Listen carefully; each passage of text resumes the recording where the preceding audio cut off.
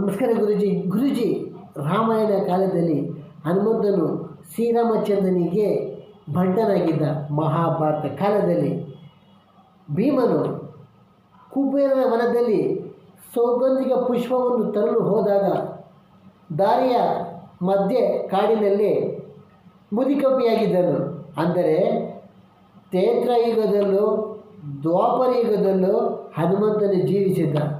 ಆದರೆ ಗುರೂಜಿ, ನಮ್ಮ ಕಲಿಯುಗದಲ್ಲಿ ಹನುಮಂತನು ನಮಗೆ ಕಾಣುತ್ತಿಲ್ಲ. ಏಕೆ ಗುರೂಜಿ? ಶಿಷ್ಯ, ನಿನ್ನ ಅನುಮಾನಕ್ಕೆ ಮದ್ದಿಲ್ಲ. ಆದರೆ ಹೇಳುವನು ಕೇಳು. ಹನುಮಂತನು ಭಗವಂತ ಯಾವ ರೂಪದಲ್ಲಾದರೂ ಕಾಣಿಸಬಹುದು. ಒಂದು ಕೆಲಸ ಮಾಡು, ಹನುಮ ಜಯಂತಿ ದಿನ